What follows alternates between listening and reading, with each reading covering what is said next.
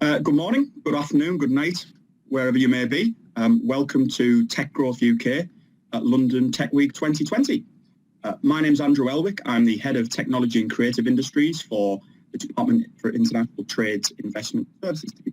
And we support all new foreign direct investment clients coming into the UK, setting up either their first operation or perhaps expanding on their initial operation, and supporting them with information, facilitation and advice along the step of their investment journey. Over the course of the session today, you'll be hearing from some experts and me on why the UK is the place to be if you're an aspiring tech business, and how to go about making it as successful as possible. As Robbie mentioned, a bit of housekeeping. We have Q&A on the right-hand side of the chat function.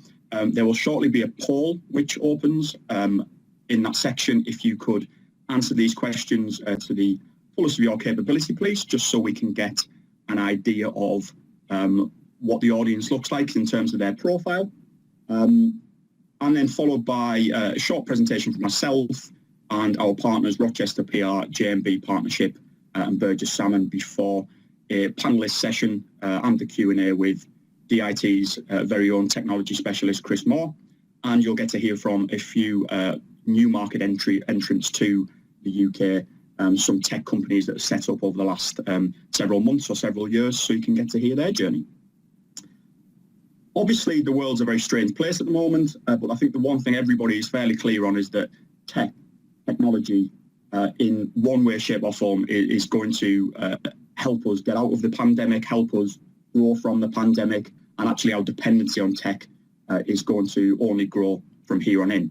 So essentially we're going to look at all the different areas and different reasons why tech in the UK will be as strong as ever following the pandemic, and how you can potentially or how different industries will potentially amend and adapt tech to help with the effectiveness of their business. I'm going to talk through a few short slides now just to give you some highlights to set the context for the session, and also show where some potential opportunities for your business may be.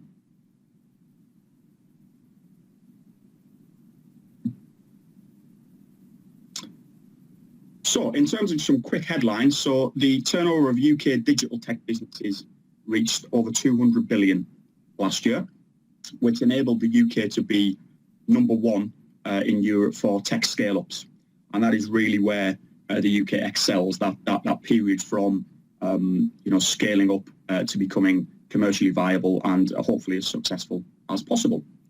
95 companies in the UK are now valued between 250 and $800 million, and that's a 27% increase on the previous year.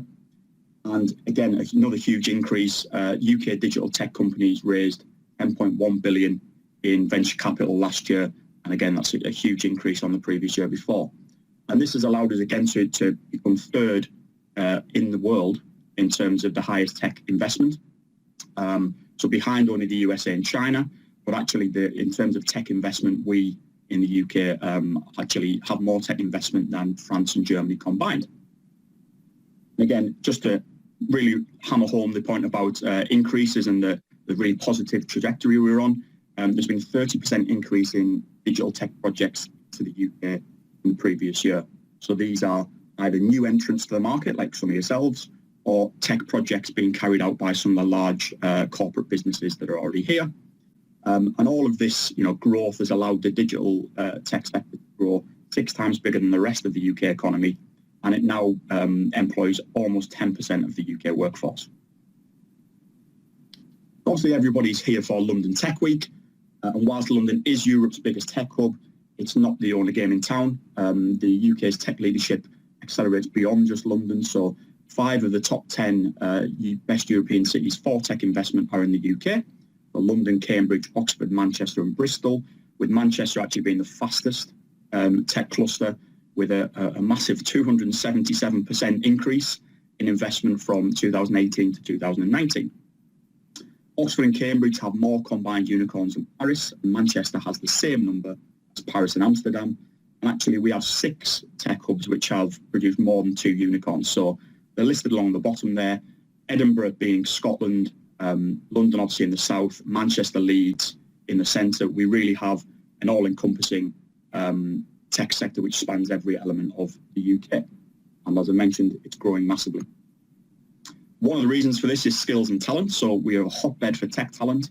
So actually the UK, despite its relatively small compared to some of the much larger economies, number of people actually employ 5% of all high-growth tech workers globally, ahead of Japan, France and India. 4 of the world's top 10 universities and 8 of Europe's top 20 reside here, which helps with the UK talent pool for startups, scale-ups and SMEs.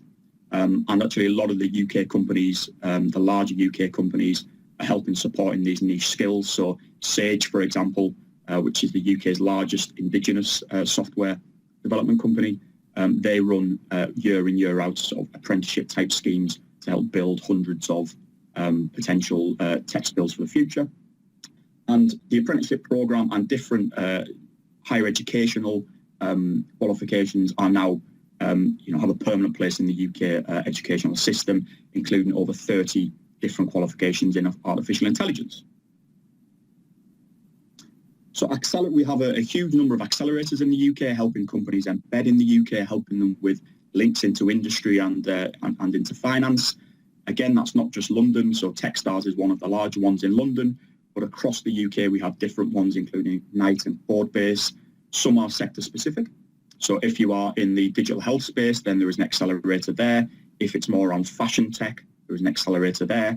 And we have an awful lot of corporate backed ones. So Weira, which is the Telefonica one, for example. What really drives the UK though is innovation. And we have 2 main focused innovation centres. There's obviously an awful lot more which do feed into this. And these are called Catapult Centres. And there's Catapult Digital, which is focused more on immersive tech, 5G, AI. And then there's Future Cities, which is around actually making the urban environment more efficient, more effective, and encompasses things like IoT and data analytics. But what do we do with this innovation? Well, we use this innovation in industry. So in terms of the innovative subsectors we have in the UK, which are really world leading, all the ones along the left-hand side there, artificial intelligence, data, Internet of Things, smart cities, cyber, robotics, AR, VR, blockchain, they are all now growing and sustainable sectors in their own right in the UK. And they are now being applied to and have been applied to over the last several years to the likes of agriculture, healthcare, medical, clean growth, which is a huge one at the moment, obviously financial services, mobility in urban, but with the way COVID has impacted the world, education and retail, again, are really ripe for taking new tech appliances, and also the government and public sector. GovTech is a huge area and is an area where governments across the world and in the UK are going to have to embrace tech to help become more efficient. So in summary, just 3 things to remember. So the UK has the talent and the skills to help grow your business. We have an innovative ecosystem that allows those skills to blossom. But most importantly, you can raise an awful lot of money, but you can make an awful lot of money in the UK. And just a nod to COVID-19. So obviously it's delayed an awful lot of things, but what can you still do? Well, actually, you can still register your company here. You can still open a bank account and apply for a visa. You can access all DIT services, either by contacting me at the end of the session or your local DIT rep, and open your virtual office. So a virtual office allows you to do more in the UK without being here. So I won't go through this slide intensely, but it allows you to set up a legal entity without a physical presence. Obviously then you can start to run your business and start growing your business in the UK without having to worry about running an office. And we have a large cross-section of service providers who can help you on this journey, one of which I shall hand over to now. So thanks for your time. I shall hand over to Joanna. Thanks, Andrew. Just a quick reminder, everybody, that the poll is there on the right-hand side if you want to fill it in. Chris, in particular, is interested in your answers to help inform him what to talk to the panelists about later. So if you have got time to do that, that would be great. Thank you very much. I'm going to give you a few tips for establishing a presence here in the UK, getting a profile, because in our view, that's incredibly important in terms of being successful in the UK. You have to manage your company and your brand's reputation to get seen and get heard. And the reason why I know this or believe this is obviously because this is what we've been doing for the last 10 years. We specialise just in market entry, work across loads of different clients from all sorts of territories. So in the last year from Australia, Czech Republic, Denmark, Turkey, hello Reddit, the US. And what we say applies to all types of tech companies, whether you're B2B or B2C. The typical sort of project we might be running a social media program, helping on collateral, launch events or media relations campaigns. So the UK is a fantastic place to do business, as Andrew has already said, but it's also challenging and extremely competitive because you're not the first to work out that it's a great place to do business. So to be really successful, you have to move from the sort of the bottom left as a not known brand up to becoming a trusted brand as quickly as you can. So this is where the type of PR and marketing that we do for clients comes in. So here are the tips that I wanted to give you about getting to be known. You're not obviously trying to aim to be the best kept secret. That really would be a waste of your time. So the first piece of advice is do something. However much you can afford to do from time and money, do something. The next few are all about you understanding the opportunity here in the UK, and it's all about you asking questions of yourself and of others. So firstly, get to know your market. Each market here has a rhythm of its own. So do you know it well enough to launch here? Do you know the key dates, times of the year, the key opinion formers, and how it works? And is that different from other markets? Then get to know your competition and where they sit in the sector. Is it very dynamic? Is there lots going on? What are your competitors doing? What are they saying about themselves? How can you stand out from them? And which media are going to be most important for you? And ask yourself the question, do you have something genuinely new to say or offer? And next, work out why you're relevant for the UK. Who's going to be most interested in you? Why should they be interested? What problem do you solve? And remember that in this day and age, brand purpose is as if not more important than the product or service itself today. And then take a long, hard look at your collateral. Does it work? Is it likely to work in the UK, given everything you've just learned from doing your research above? For example, look at your website, your UK-facing website. Is it going to take some advice? Is it going to resonate with a UK audience? And then look at all the media opportunities open to you. So paid, owned, earned, shared is how a lot of people describe media opportunities now. And I'll show you a visual of that in a moment. So you've done lots of research, then activate a plan, and it should be a plan. Firstly, don't overreach or overpromise. Don't set up, for example, on every social media channel and then fail to fill them in or post on them. Just start with one if that's most important. Don't claim, be authentic. Don't claim to be something that you're not. Don't say you are the leading X or the most innovative Y if you're not, because people will find you out. And then lastly, choose the right combination of all the many, many tactics that you could choose. Choose the ones that are going to give you the most impact in the UK. It's tempting to try and do loads of things, but really you're probably not going to have the time or the budget to do all of them. So stick to the things that will make you most successful, most likely to make you successful. Here's that slide I mentioned. You can find loads of different variations of this on the internet, but it is really useful as a checklist almost for thinking what you've got and where you could use your content. So, it could be through media relations campaigns, it could be through social media, it could be by writing white papers, but it's a really useful thing for you to think about what do you have already and what might be relevant for the UK. And the last thing I would say is to be adaptable. It's really important that you listen to feedback and you get feedback from the UK market. If you've got trusted advisors, customers, listen to them if they're telling you that something needs to change to give yourself the most possible chance or the best possible chance of success here in the UK. So thank you very much. If ever we can be of any help or if you want to ask us any tricky questions, just get in touch. And I'm now going to hand over to James. Thanks, Joanna. Just move over the slide.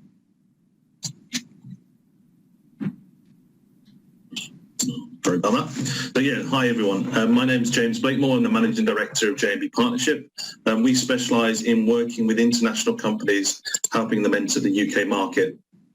We offer a range of services to our clients, but predominantly around setting up of meetings and opportunities to find those first customers. We've been 15 years doing that. Around 80% of our clients are international businesses. So we do know those challenges that companies face when first coming into the UK, and some of the subtle differences between one market and the UK market, and how to overcome those changes. In terms of some advice for any company coming to the UK market or any market in terms of sales, as Joanna said, having all the information there, having social media, all those things have a massive part of the picture, as is traditional PR. But alongside that and in support of that, there's all other things in terms of marketing, in terms of telemarketing, trade shows, events. If you did one thing on its own, it's quite difficult to get any traction in the market, but by combining those things, you get much more effect for the efforts you're putting in. As an example, if you are managed and fortunate to get published an article, if you then send that out by email and use that as content that's validated by the industry, it gets so much more traction than if you were to write it yourself. So do look at all those different opportunities, whether it's trade shows, whether it's PR, whether it's telemarketing, all the good routes to be strong and get the traction you're looking for. In terms of some tips and advice, just some things over the years that we've heard and seen from companies who've come over to the UK. Things like price point. One of the things that's sort of missed quite often is companies might just look at their own prices in their own country and literally convert the exchange rate, and that's their price point now in the UK. We would say take a bit of time, research your competition. Is there an opportunity to increase your margin, or actually to get support or get the traction you're looking for? Do you need to take a cut on that margin and lower your prices for the market entry? So really do take your time and research that. In terms of news agenda, it's looking at what's going on currently in the UK, what the press are talking about, what are politicians talking about. Does that give you an opportunity for your product or service? Are there talks of increased spending in certain industries in terms of infrastructure, construction? These are all things that are being talked about currently at the moment. So again, really understanding what the news agenda in the UK and taking that time to research it is really important. In terms of some little things you can do, such as a UK telephone number and local presence. Where companies struggle is if they're talking to the market and they're doing lots of activities, but the website doesn't back that up. So if there's no UK address, no UK telephone number, you're losing that opportunity to convince convince your potential customers that you're serious about the UK market. In normal situation, we would talk about network, and obviously that ideally that's face-to-face. Obviously, currently at the moment that's not possible in most cases. But again, events like today, other networking events are fantastic routes to be able to build your own contact base here in the UK. Recruitment, if you're fortunate to be in a position to set up a UK company and employ your first employees, obviously the first employee is the most important. It's the person who is 100% of your business here in the UK. And sometimes companies make a mistake of maybe employing someone who happens to live in the UK but doesn't have any industry or contacts within a specific sector they're looking to work in. It might be worth exploring and understanding, paying a little bit more to recruit somebody who has a contact book, who has those contacts who he or she can get in touch with in order to start the business. One of the best examples of a client we've ever worked with who had a really successful first 12 months in the UK market, where they employed 2 of their competitors' salespeople. Quite an aggressive way of going about it, but something that definitely worked for them. So do take your time on making sure you recruit smart. Lastly, just some feedback from the current market. LinkedIn response rates have increased considerably. Direct message, email and Sales Navigator are fantastic tools, especially when you're first looking to explore the UK. Are quite cost effective in terms of return on investment, and the traction has been there as people in the UK have been over the past 6 months working from home or full out. LinkedIn has been a great tool to still be able to connect to people if they're outside the office. And we have seen email open rates increase across a number of our projects by as much as 20%. That's, again, we think because as people are working from home, they have a little bit more time to look through their email inbox than maybe if they were in the office, talking to colleagues and so forth. Telemarketing has been slightly affected in terms of the numbers of people we're able to get hold of who are based in the office. One slight benefit of that has been that people are more willing to give direct telephone numbers out. So in the long run, being able to get hold of decision makers has increased. And that's the end of my presentation. I'd like to hand over to Sarah.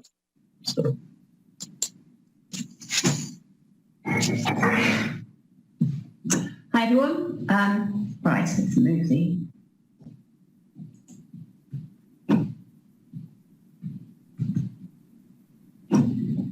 So I am Sarah Kenshall. I am a director in the technology and communications practice at Burges Salmon, and I specialise in scale-up companies. So I'm going to talk to you about the friendliness, in fact, of the UK legal framework for companies coming here, scaling up. And I've tried not to make it too sectorally focused, so I'm going to talk quite generally on some hot topics and how the current legal framework assists. So, hot topics, cybersecurity. So, cybersecurity here in the UK is regulated on a sectoral basis pretty well. Of course, we have the GDPR, General Data Protection Regulation, which has been implemented in the UK under the Data Protection Act, and we'll come to that. However, the cybersecurity regulatory framework is wider than personal data. It is big data sets, which may not be personal. It is networks and it is systems. The centerpiece of this framework is the NIS regulation, which is the Network and Information Systems Regulation 2018. Now, this is a European piece of legislation that's been implemented in the UK, so anyone coming from Europe will be familiar with it. However, it does not cover, it's not as wide as the European implementation because we already had equivalent regulation in, for example, the telecom sector and the financial services sector. So this regulation deals with nationally critical sectors such as energy, water, health, etc., etc. Telecoms, which I just mentioned earlier, which isn't part of the NIS regulations, is a particular note here in the UK because the recent government's telecoms supply chain review has done quite a bit to try and improve trust in our rollout of 5G so that we should have a world-class 5G rollout with, it also takes in Internet of Things devices as well. We are looking at the moment, we're consulting, the government's consulting, to develop quite a high threshold of security measures, which will be overseen by the telecoms regulator, Ofcom. At the moment, these are going to be published by way of guidance. So if you are in that sector, in the telecoms or IoT sector, you're coming into the UK, have a look on the Ofcom's website and give you guidance as to the sort of thresholds of regulation and security regulation you need to hit.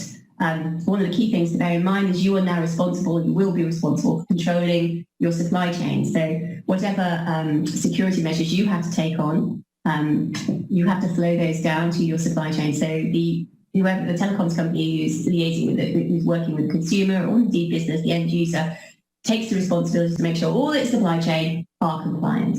How are you compliant? Well, you have a look on the Ofcom's website. It'll give you a sense of the sort of measures you need to put in place. A lot of it will be just due diligence, making sure you're comfortable with your suppliers, and of course contractual. At the legal side of things that we see across my desk, we've been doing cybersecurity gap analysis where we look at the contracts that a client is entering into to see that its supply chain have enshrined, for example, their security policies at the contractual level. So actually not as complex as you might think, quite straightforward, and it means that you generate good customer trust. And outside of those sectors, of course, we have the National Cybersecurity Centre, which provides a very good, I think it's called the Cyber Assessment Framework, which is a good roadmap for what you might want to put in place if you're not in one of the regulated sectors under the NIST regulations. So that's another good port of call to have a look at, and they're run by, or they're part of GCHQ. So then I come to data protection. So, of course, we all know about the GDPR. It would be strange if we didn't. We have the Data Protection Act, which implements the GDPR. It is essentially the same as the EU standards. So how is that going to work post-Brexit? Well, I think one of the things that you will probably be interested if you're a foreign company coming to set up in the UK is how are you going to deal with your data transfers? Chances are you going to be transferring data between the UK and other jurisdictions.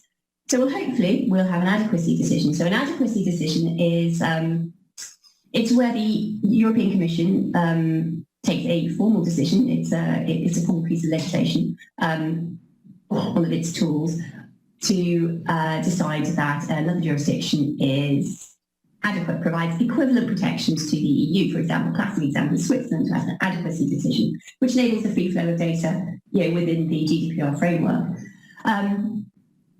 Recently, and so actually, yes, so whether we get an adequacy decision, I would expect we should, because we have very similar legislation, they're the same. It may be tied up in trade negotiations, I don't know. And there is one possible obstacle, which is, of course, we have agreement with the US on access to electronic data for the purposes of countering serious crime. It is possible that you could argue that that would affect a level of protection to EU subjects on the onwards transfer to the US. This is connected to a recent court, ECJ court case called Schrems, which invalidated the US, only a couple of months ago, invalidated the US EU Privacy Shield, which was the means by which a lot of data transfers between the EU and the US.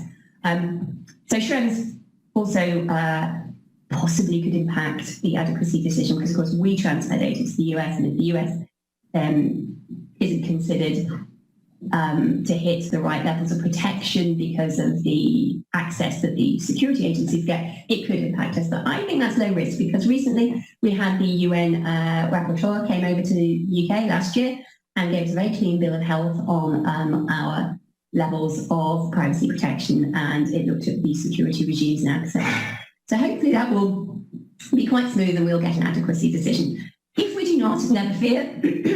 International transfers take place all around the world, and we use what's known as the standard contractual conditions, which endeavour to impose EU standards of data protection, which travel with the data when it goes overseas. And these are standard form contracts that we can put in place, or you can put in place. And in fact, the ICO has a very nice little template that you can use, which will help you put them in place quite quickly.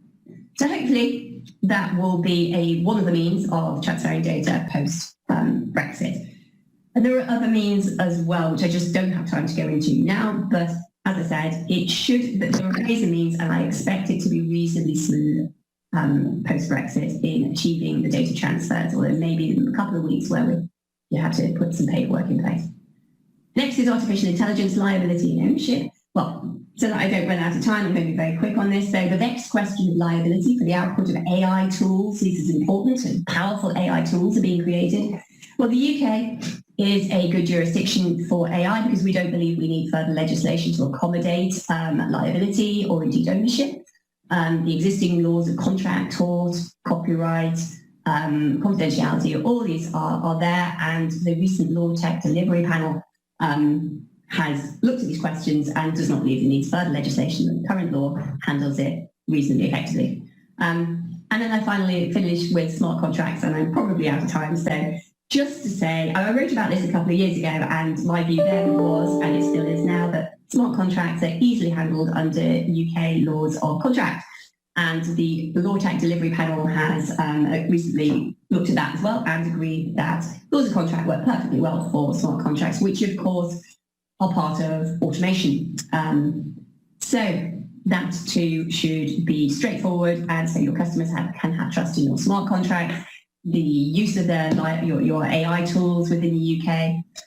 Data, I trust, will flow smoothly enough once we exit the EU, and of course, cybersecurity will actually be world-class.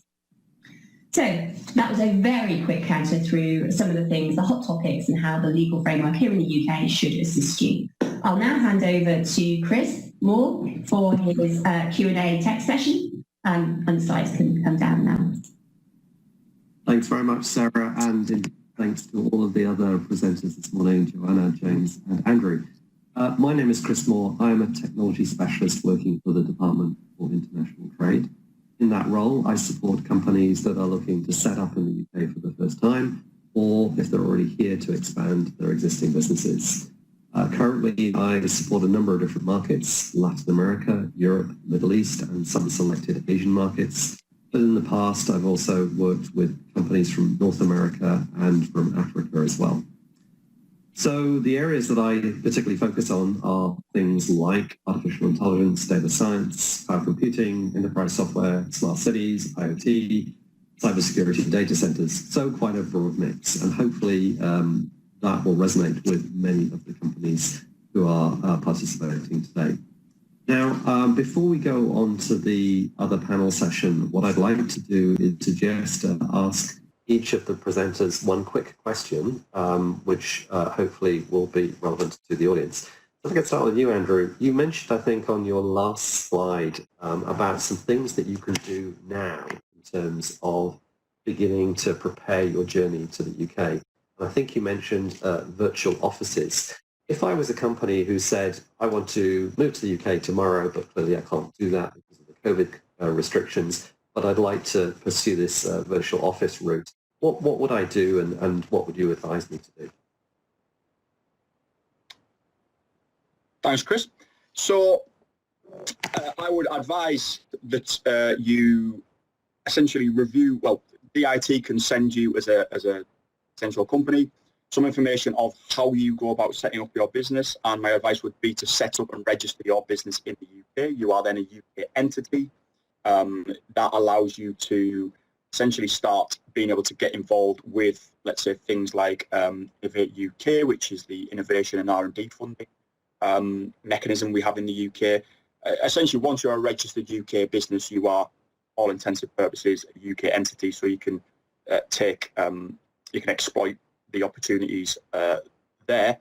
In terms of registering that business, you can do that a number of different ways. The way I would advise doing that is through a professional service firm, a legal or accountancy company, who can essentially, streamline that for you, take away the burden of doing it for a relatively cheap sum. They can set that business up for you, again, to allow you to start trading and potentially making profits and putting them through the UK business. Again, by doing that, you then have got, with a UK entity, it makes things like visas and starting to employ people and building a payroll for your employees an awful lot easier than trying to do it without that UK entity. And it should, in theory, fast-track your business to start bringing in revenue, because, as I say, you've got that UK entity. And also, in the UK, if you're selling into another UK customer, having that UK address, that UK limited company affixed to your company name, it gives the customers more confidence that there is somebody here in the UK they can pick up the phone to and speak to, should they have any queries. So okay. It essentially streamlines your revenue generating abilities in the UK. Okay, thanks, Andrew. And can I go to James now and ask, so you've taken that first step that Andrew has suggested, and you are now thinking about looking at the next step in terms of finding customers. What would you recommend, James, in terms of the amount of time it would take for companies really to start that process? In terms of how much time would they really need to find their first customers?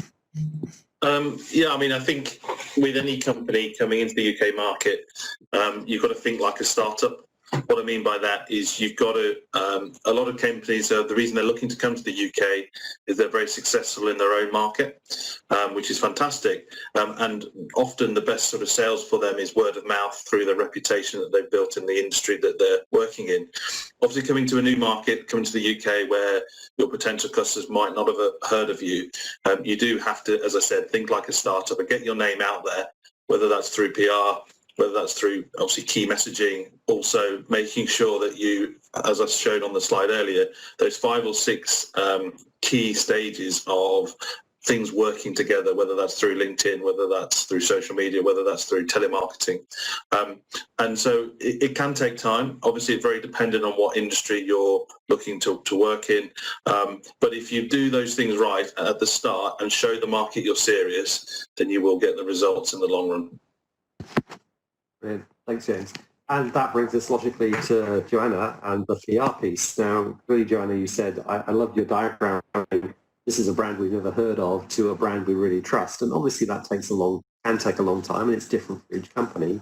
But in terms of these very early stages, when would you suggest a company gets in contact with you when they're thinking about coming to the UK and they've got the virtual office in mind, as Andrew indicated? When should they talk to you? Thanks, Chris. Well, at any stage, actually, we have clients who've talked to us literally a year before they land in the UK. So they come to us to do some of that work we were talking about earlier about understanding the market, engaging with people. We had a company last year who would come over once a month to meet people and to network and talk to the media and talk about what they're planning to do, because it was a fantastic learning curve for them. And then we've had other people who actually don't get in touch with us until they've got a problem. They may have been in the UK for a bit and things aren't going as well as they'd like, and then they get in touch with us. So sort of anywhere on that scale, but really, I guess for us, in terms of our clients, we'd always advise when you're newsworthy is the best time to say or do something. So, getting everything ready and deciding to launch into the UK is probably your best first opportunity to make a noise and get people to pay attention to you and start engaging with you. And I guess it's all about making the right noise at the right time, essentially. Yeah, absolutely. Yeah, don't do it just for the sake of it. No. Something that's planned and is likely to give you the best results is what you're really aiming for. Absolutely.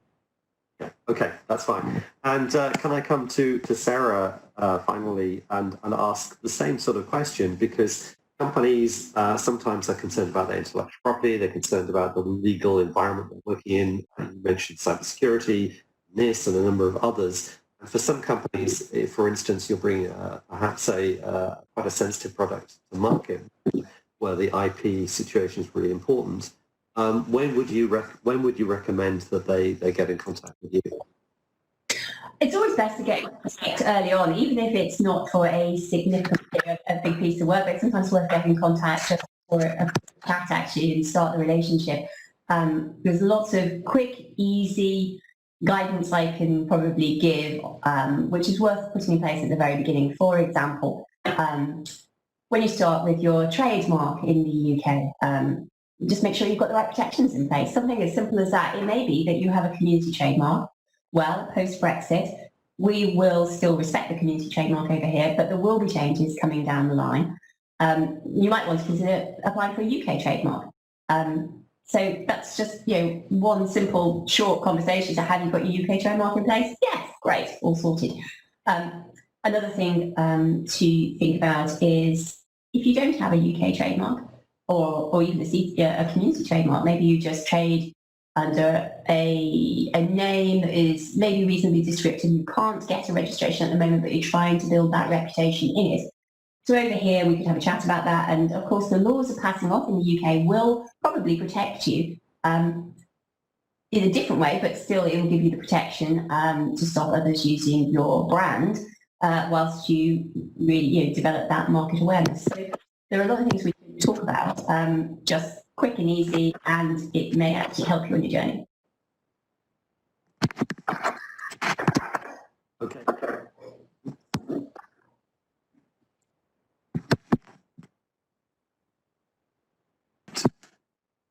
Okay, I was on mute there for a second. Okay, thanks, Sarah. That was very, very informative as well. So now, can I ask Robbie to bring up the results of the poll that we had earlier and see if this is bring us some interesting perspectives. Okay, so the first question was, what stage of the market entry are you at? And overwhelmingly, I think the largest percentage is at the really early stage, so thinking and planning and very early days. Then where are you with fundraising? And again, pretty much seed or pre-seed the earliest stages. And then in terms of what type of technology, so quite a spread here, educational tech, fintech, and quite a lot of unspecified. And then if you answered other, then how optimistic are you about your journey? So I think quite a lot of people are very enthusiastic, which is really reassuring to see. And then in terms of COVID, well, has it altered your plans? Yes, a little bit. And I think that's pretty much what I would expect, that there was, for the larger percentage, there has been some movement in terms of their planning, but quite a significant percentage, just over a quarter, where no change. So, so from that point of view, I think that does give us a good indication of where companies are. Now, I'd like to now move on to the next part of today's webinar and bring in our participants for the next panel. So could I invite Resit Dogan from Mental UP, Jacqueline Lauren from Lens Life, and Dave Coppell from ProPrep to switch their cameras on if they haven't already. And perhaps I can start with Resit. Could you give us a little bit of a flavor of your organization and your journey to the UK so far, please? Yeah, sure. I am Reşit, co-founder of Mental Up Education Games, which was founded in 2015 in Turkey, Istanbul.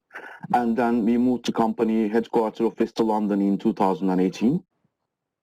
We are providing educational games for 4 to 13 years old kids, students. Currently, there are more than 30 employees that are working at Mental Up. And we are working with more than 1,000 schools and have more than 6 million users actually. Our main market is US and other English-speaking countries as the UK, Canada, and Australia. And in few years, we would like to be a dominant, well-known edtech provider, a UK edtech provider company.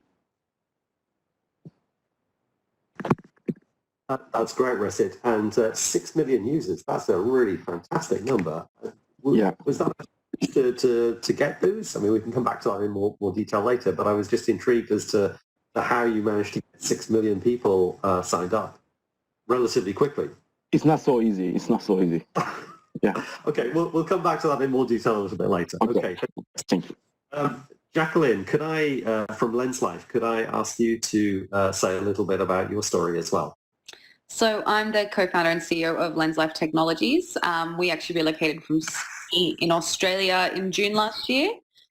Very small team at the moment, just 4 of us, but we are about to go and do some hiring because we're in private beta at the moment, and we've been very fortunate in that COVID has actually been good for business. It's kind of taken down some barriers that would normally exist with working with some of those larger, I suppose, enterprise clients that you normally end up getting stuck dealing with procurement and all the nasty operational side of those corporates that you don't want to end up dealing with when you're a startup. So yeah, we've kind of embraced the chaos with everything that's going on. It's been good for us. Lens Life is actually an image-centric creative communication platform. So what we've done is reimagine the inbox to prioritize your visual content, so your attachments over text. And this essentially makes distributed creative teams able to work remotely as they otherwise would do in person in the studio, which is obviously really relevant right now because with lockdown and travel restrictions, it's making it really, really hard for people to work in ways that they're accustomed to. So in terms of our experience of the UK, it's been quite good. We've had a lot of interest from VC here, and funnily enough, having left Australia and just come to the Northern Hemisphere, we've had some interest from VC in the US as well. They're all looking at the UK and European market. Obviously, there's a lot of turmoil on home soil at the moment. So that was something that we found quite interesting. And, you know, access to customers too. London is a hub for creativity. So for us, it was a big driver in moving over here, was just to be closer to customers. So our future plans at the moment are really just to kind of ride the roller coaster that we're currently on and make the best of it. And yeah, work through our MOU list and convert some of those beta clients, I suppose, into paying customers in the next 12 months. Thanks, Jacqueline. And very, very reassuring to hear that COVID has given you some new opportunities. And I think you're absolutely right about that. Suddenly you can now interact with larger organizations in a much more simple, straightforward way, which is kind of gives you more opportunities, but I think speeds the whole process up because they realize they can't do the things that in the ways that they used to, perhaps. So that's great to hear. Okay, let's move then to Itay Koppel Prep. Itay, same thing. Could you give us a little bit of background to your company and your story to come to the UK, please? Okay. Nice to meet you all. My name is Itay Koppel. I'm one of the co-founder of ProPrep. ProPrep is doing online video tutorials and study guides for STEM courses and mathematics courses at a university. We started our operation about 10 years ago in Israel, and currently more than 20% of the Israeli higher education students use our platform, and they are paying customers. 5 years ago, we decided to go west. We thought life is peaceful there, so we created all the content in English. And last year, we launched our activities in the UK market. Mainly, we did online activity and some land-based activities. And this year, due to the fact of the COVID-19, we accelerated a lot of our marketing efforts, and we expect that we will increase our activity dramatically this year. Thanks, Itay. And presumably you had a clear plan when you first started out of thinking about the UK and how you were going to approach that market. From your perspective, did it work out as you expected, or did you have to revise the plan as you were thinking about the UK market? Usually we work B2B and B2C. B2B is approaching directly the universities, and B2C is approaching directly the students. And the B2B processes are much longer than the process of the requirement of the users. And I think that the current situation with the COVID-19, I think that now the universities has more tolerance or more acceptance for using third-party content or for implementation, new methods of learning and teaching. But this is yet to be seen, because in the next year we will not see it, but in the next academic year, but in the next 2 or 3 years we will see a huge change in the way that universities work. So I think from that point of view, despite the fact that COVID has brought many challenges, because it's forcing the way that universities and higher education organizations are working, then presumably it brings some opportunities for you, which is great to hear. Yeah. Chris, hi, can I just mention that your camera is pretty blurry and crackly, so you may want to switch it off. Let me switch the video off for a bit. Okay. So hopefully everybody can hear me still. Can I come back to Resit and talk a little bit about the environment in terms of the funding ecosystem? So Resit, I'm not sure if you looked at raising funding in Turkey or just in the UK as well, but perhaps you could tell us a little bit about your view of the funding environment in the UK. Yeah, we got our first investment in Turkey when we were in Turkey 2 years ago. It was a Series A investment. about $500,000, and it was from a US impact-based investor. Now we are preparing for Series A in London, and it will be around £2 million to £3 million to grow in the US and other English-speaking countries as well. And in terms of the ease of preparing for the Series A in the UK versus going through the earlier stages in Turkey, what would you say are the differences or even similarities between Turkish investors and UK-based investors in terms of the way that you engage with them? Yeah, there's a great edtech ecosystem and investor ecosystem as well in the UK, and I think it's more easier than finding money in the UK, because UK is a very good gate for global companies to be a global company, and there are so many edtech vertical investors in the UK. But in Turkey, there were no edtech vertical investors. There are so many investors, but they are interested in several different sectors, such as energy, edtech, or gaming. But there are better edtech investors in the UK, and now we are in touch with 3 of them at the moment in the UK, and we want to finish this deal in 2020. Okay, so that's good to hear that the UK is a great place for looking for investment, and I think Andrew mentioned in his presentation that the VC environment is very strong in the UK, with more than £10 billion being invested last year.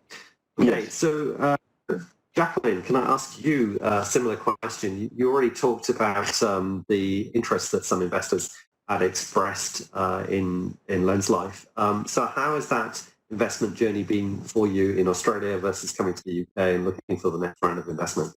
I think Australia suffers the same problem as somewhere like Turkey, insofar as you have some very clear verticals that investors are interested in that definitely align with what are priorities for our economy. So back home, if you're not a startup in property, agriculture or mining, you're probably going to struggle to get investment. We certainly did as a creative industries business. Yeah. Have a lot of our Australian customers, a lot of friends who work for creative companies back home, to grow, they've had to go and take money either from, private high net worth individuals and family offices, which are far and few between in Australia compared to here, or they've had to actually go overseas themselves to raise just to be able to go back and grow their business in the Australian market. So part of our reason for moving was, one, being closer to customers, but two, being closer to investors that actually recognise the creative industries as a meaningful vertical. And there are quite a few dedicated ones here. Felix Capital is fantastic, champion of the creative industries, Index Ventures as well. They've got wonderful operations here, and they've been on a spending spree in spite of COVID, doing Series A and Series B rounds. So for us, I think my only advice really for companies, especially early stage businesses coming here, don't fall into the trap of trying to talk to too many British angels. The angel investment culture here is probably not as great as, say, the US, in my experience. And that's largely because you've got, family office, private equity-backed investors who they're used to a certain kind of deal, and I think they're only just starting to play startups. But, that it becomes very different when you start getting into VC conversations and the like. So if you're a company that's, ready to raise VC, even if it's a seed round, London is a fantastic place to be. Absolutely. So our journey has certainly been mixed, and it's taken some adjustment on our part in terms of moving away from talking to that angel cohort and actually taking a serious look at some of the local VC instead. And I think that's a very interesting remark you mentioned about different kinds of funds. So there's some angels that are well experienced, some that have got a very particular view of the world. But the same with VCs. There are some really focused on early stage funds, others that say, no, we're not going to touch anything before about Series B. And so it's a mixed picture, but I think also, as the point you mentioned, that there are dedicated funds and investors that look at specific sectors, be it creative, but also in education, financial services, and interesting in areas like health tech or even fashion tech, where you wouldn't necessarily find that in some other countries. So that's very interesting to hear. Okay, thank you. Ite, Israel has a very strong investment ecosystem for VCs. What has been your experience in raising funding in Israel versus how that looks in the UK? It's totally different, okay, because the level of angels in Israel it is very easy, to raise a small amount of money between 150 to $500,000 from friends and families, or from any person. Any person in Israel considers himself as an angel. But if you want to build a strong cap table and strong investors that will lead you towards the next step, I think you have to have, I would say, a UK presence in the cap table. So this is why we decided 2 years ago, one of the other co-founders moved to the UK. And we started when we started our operation, we started the conversation with the VC funds, family office, because we understand that it takes time. And but UK is more structured than Israel, I would say. In Israel, you can go and someone can invest between $500,000 to $1 million. But in UK, you know exactly to whom are you going to, and we find it more attractive for us because we know the phases and we know the stages. And we raised actually recently $4 million in the UK from a family office. So it's been good to us.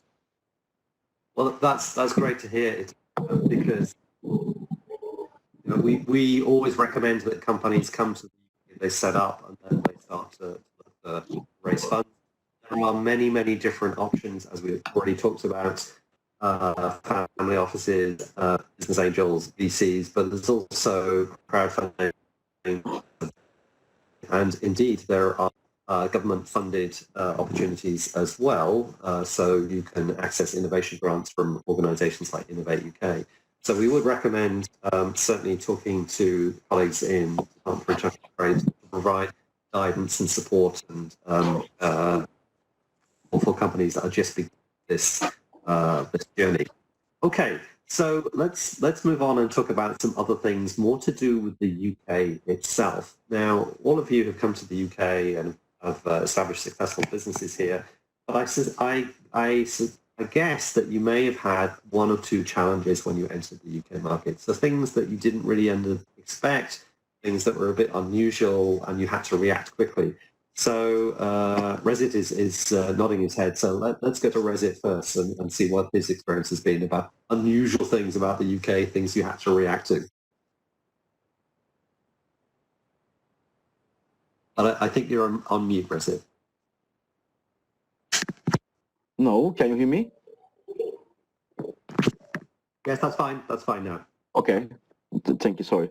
The biggest challenge in the UK was entering the UK schools, and the teachers in the UK are very traditional when you compare in the US, but we have been overcoming this issue and we are managing this, but I can say that the UK school ecosystem is very traditional if you're a new company in the UK.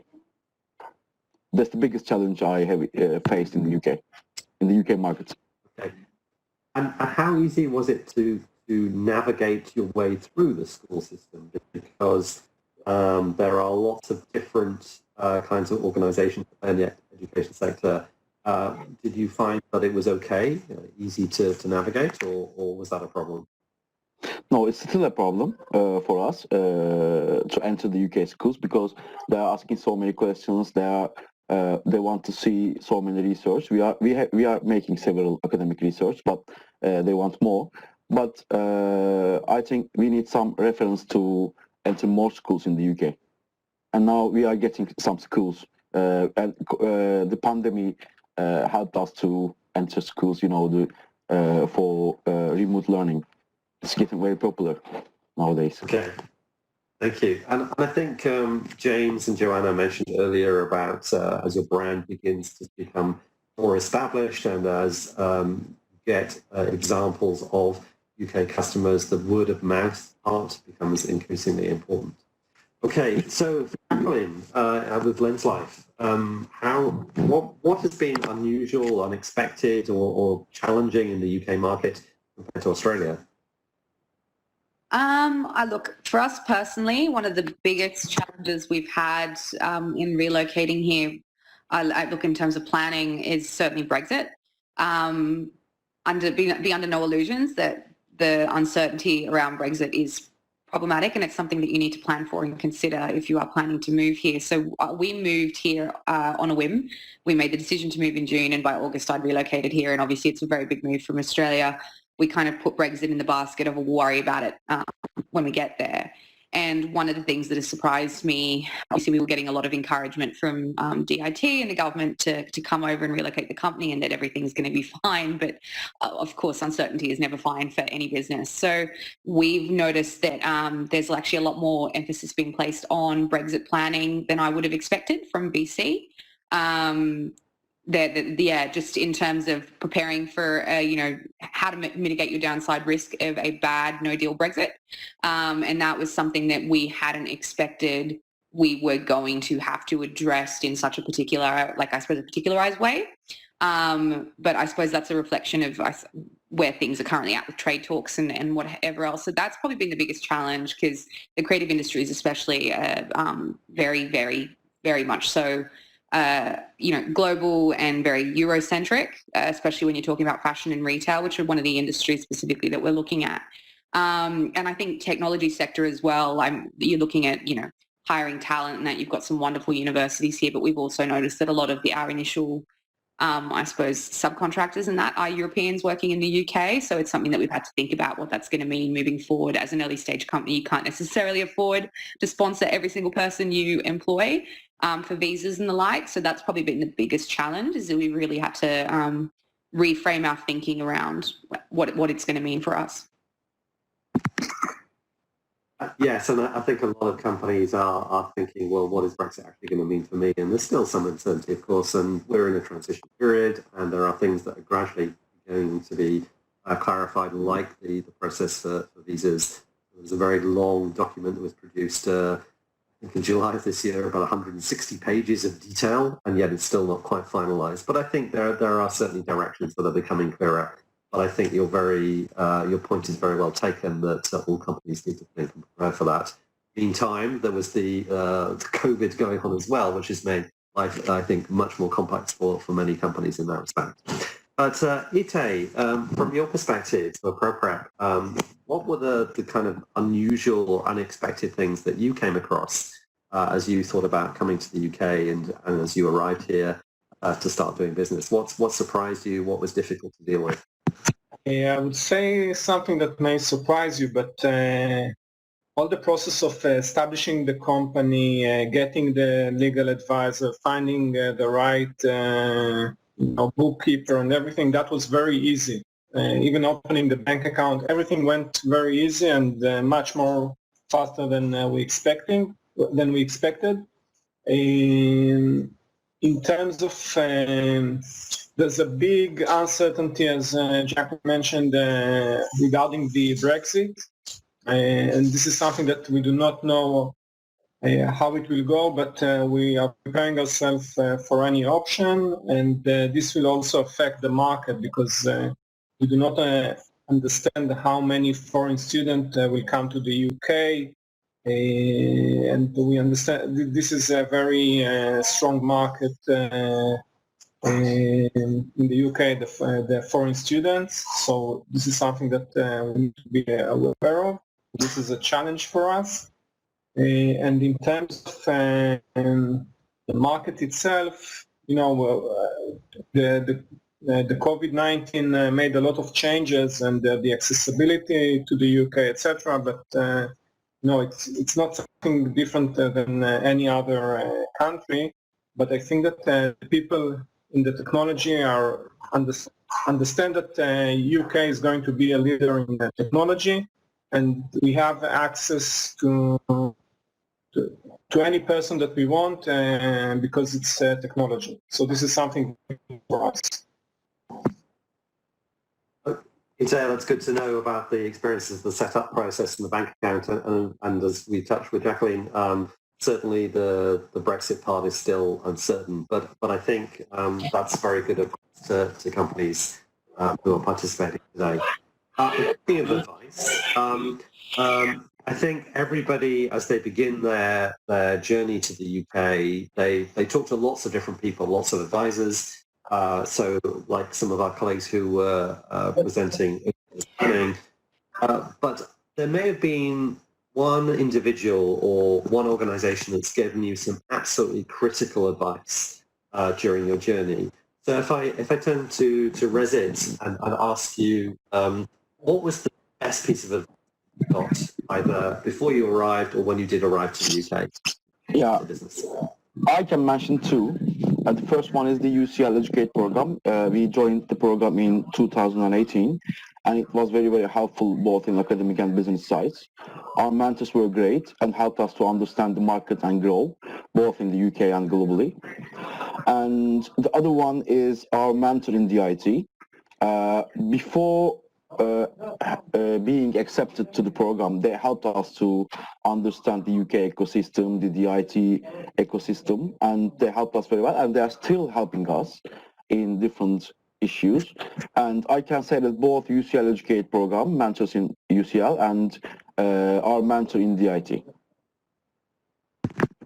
Thanks, Rezit. That's good to hear as well. And Ite, can I ask you the same question about the best piece of advice that you got, either before you arrived in the UK or when you came here?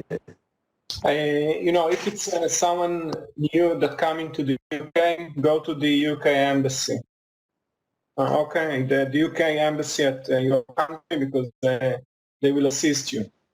So this is, the first move or the first step. And then stick with the other companies in your field, even though that you may have competitors, etc. But if you approach, the other companies, they will assist you because you're in the same business, you're in the same market, and then you will get the best advice. But first of all, go to the UK embassy at your country, because for us it very helped us.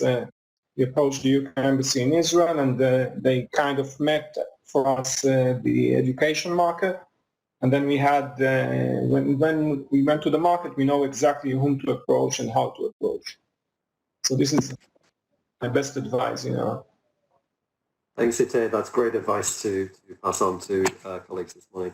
And finally, Jacqueline, same question for you, the best advice that you got either before you left Australia, coming to the UK, or when you got here in terms of how to make your business successful? One of the best things that happened with us was actually I happened to meet another founder from Australia who was more progressed in their move on a trip over to London, and they connected me with DIT. And so Ellis at DIT was fantastic. She's been super helpful with us, and so have Tess in the Australian team back home. So that's the Department of International Trade. They are fantastic in terms of their network of partner companies and other government organisations that they can connect you with to assist. It could be industry specific if you want to get in touch with universities, which we have, or city specific. We ended up getting connected with London and Partners, which was incredible for us. Our mentor at London and Partners, Vanessa Roma, she does specifically the creative industries. She was brilliant. So I think having those sorts of support networks in place where you can trust the advice you're getting, it's not necessarily a private company with their own agenda and motivation for trying to take on new clients and new business. Most of these resources are government, so they're solid. I think that's really, really important as a founder. And get yourself a mentor. I have a mentor in the US who I've had for a while because I spent time in New York in my previous job, but I got myself a mentor here on the ground in the UK. I think that's invaluable for founders, just generally have someone that you can go to for practical advice and ask questions, and who know the market and they know the lay of the land. Thanks, Jacqueline. And I think so there's some take-home messages there from all of our panelists this morning. Firstly, talk to the British Embassy, talk to the Department for International Trade in your home market. talk to people who've been there and done it before you, tap into the experience of other entrepreneurs through mentors, and don't necessarily assume anything is going to be quite as you expected. Always test and validate and check before you go too far. So I'd like to say thank you very much to Recep, to Jacqueline, and to some fantastic stories. And I wish you every more success with your businesses. And I'd now like to pass back to Andrew to wrap up today's session. Andrew, over to you. Okay, thanks very much, Chris. We do have time for any further questions if anyone wants to put any in the Q&A field, but thank you very much for everyone attending. Thank you for the panelists as well. It was great to hear about the opportunities that you found, especially given the EdTech links, and a lot of the audience based on the poll seem to be in the EdTech space, so that's a fantastic fit. Also great to hear DIT have been really helpful. I can promise we've not planted these panelists here. We've not told them to give great feedback about DIT, so it's nice to get it unsolicited. So I'm very, very pleased that the guys over here can help you. And again, as Chris says, one of the things we will say is reach out to the embassies and consulates around the world where DIT has people, and they will link you up with people in the UK. So you've got both perspectives of the overseas and the UK side, and link you in with people like myself, Chris, Ellis, who was mentioned there as well.